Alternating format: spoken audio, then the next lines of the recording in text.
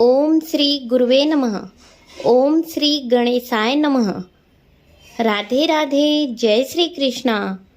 प्रेम से बोलिए पुरुषोत्तम भगवान श्री कृष्ण की जय।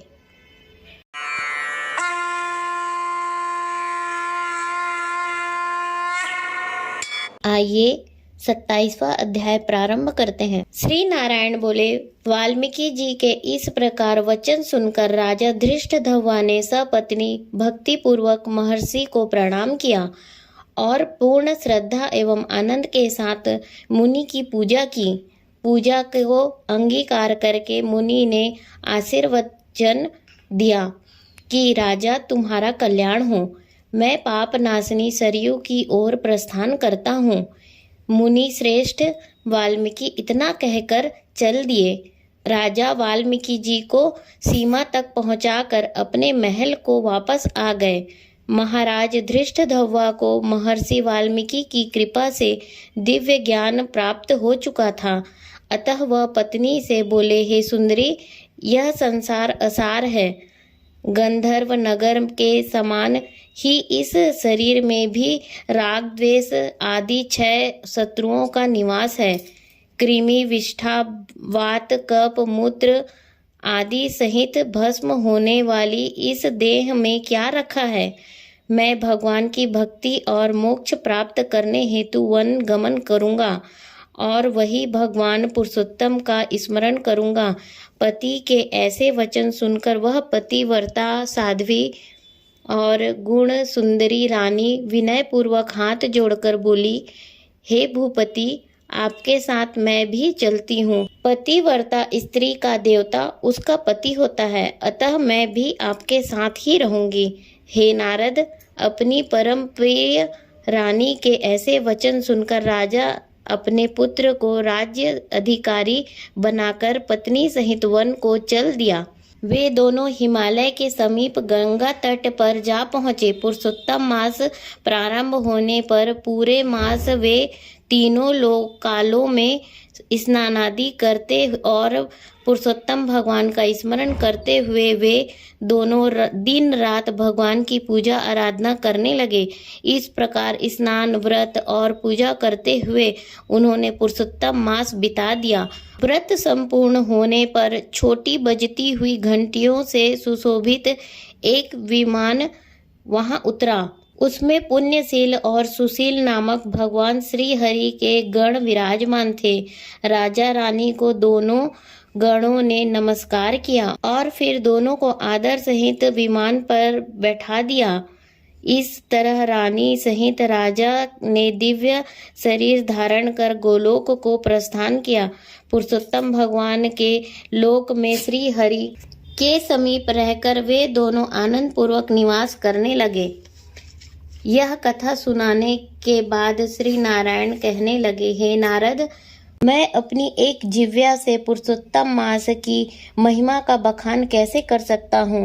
इस पृथ्वी पर इसके समान दूसरा कोई मास नहीं है। सहस्त्र जन्म तप करने से भी ऐसा सुफल नहीं मिलता जैसा कि पुरुषोत्तम मास में व्रत रखने पर मिलता है। भूले बिसरे भी जो इस मास में उपवास, स्नान, दान और जप कर लेता है, उसके करोड़ों जन्मों के पापों का शमन हो जाता है।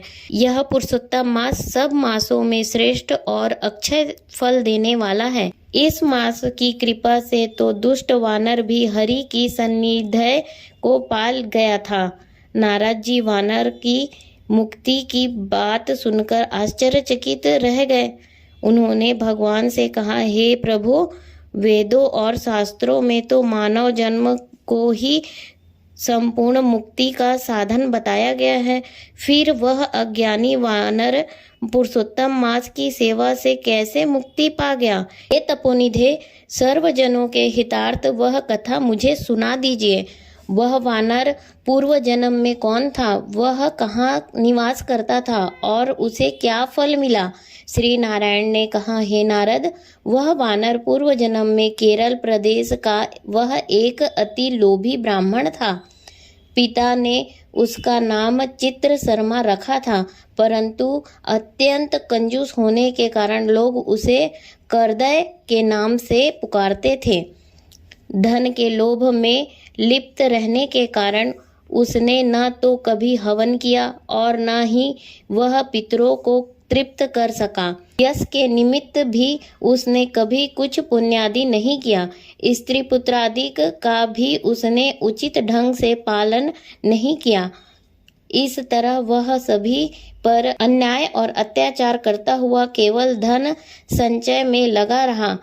माघ मास में उसने तिलों तक का दान नहीं किया। कार्तिक में दीपदान तथा ब्राह्मणों को भोजन कराना चाहिए, वह भी उसने नहीं किया।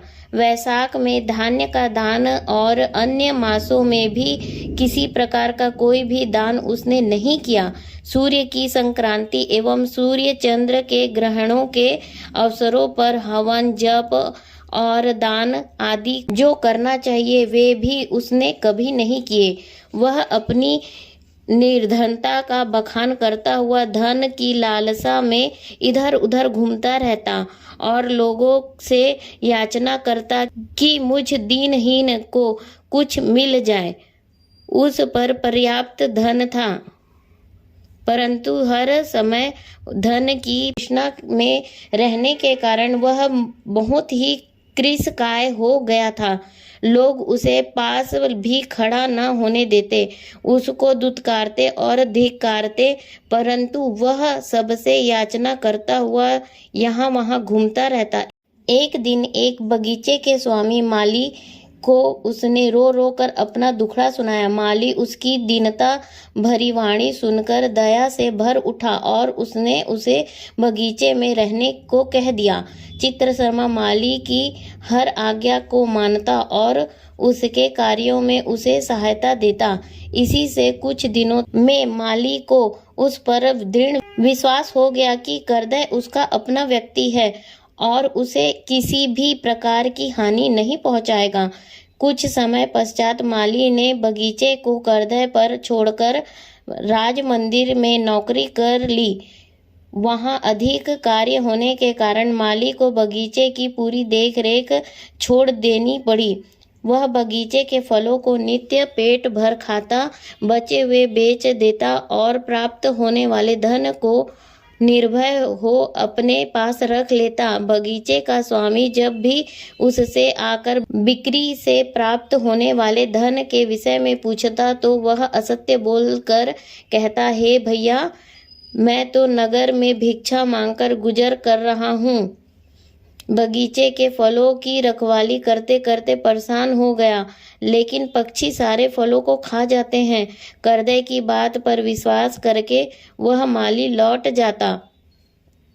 इस प्रकार फलों को खाते बेचते उस करदय ने 87 वर्ष बिता दिए। वेदज्ञों का कहना है कि बिना भोगे हुए पाप कभी क्षीण नहीं होते।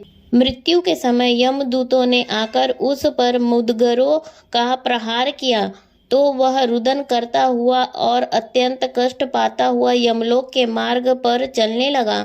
मार्ग में चलते चलते वह अपने कुकर्मों के लिए रोता चिल्लाता था, आह, मुझ मूढ़ की मूढ़ता तो देखो, मैंने देव दुर्लभ भारत भूमि में जन्म पाकर भी क्या किया। धन के लोभ में सारा जीवन यूं ही वृथा गंवाया। मैंने कभी कोई दान नहीं किया, कभी हवन और जप तो दूर की बात है, कभी मकर के सूर्य में गंगा का स्नान तक नहीं किया। पुरुषोत्तम मास के अंत के 3 उपवास भी नहीं किए। मैंने धन के लोभ में पड़कर अपनी देह को भी नहीं संवारा और न ही ठीक से परिवार का पालन किया। मेरा संचित धन पृथ्वी में गड़ा रहकर व्यर्थ गया। मुझ दुष्ट बुद्धि ने सारा जीवन क्लेश में ही बिताया। इस तरह करुण विलाप करते हुए करदय को यमदूतों ने यमराज के समक्षम पहुंचा दिया। श्री नारायण ने आगे कहा, हे नारद, यमराज के दरबार में चित्रगुप्त उसके शुभ अशुभ कर्मों के लेखों को देखते हुए धर्मराज से बोले, इस करदय ने ब्राह्मण होकर भी चोरी और झूठ बोलने जैसे अधम कार्य किए हैं। धन के लालच के कारण इसने कभी कोई शुभ कार्य नहीं किया, बल्कि अनेकों कुकर्म किए हैं। इसके दो पाप, चोरी और विश्वासघात, तो अत्यंत ही जघन्य है। चित्रगुप्त के ऐसे वचन सुनकर धर्मराज ने कहा, पहले इस कृष्ण को सहस्त्र जन्मों तक वानर की योनि में रखो, फिर इसे चोरी और विश्वासघात करने का दंड दिया जाएगा। इति श्री पुरुषोत्तम मास महात्म्ये कर्दयोपाख्याने 27वां अध्याय समाप्तम। प्रेम से बोलिए पुरुषोत्तम भगवान श्री कृष्ण की जय, पुरुषोत्तम मास की जय। राधे राधे, जय श्री कृष्णा।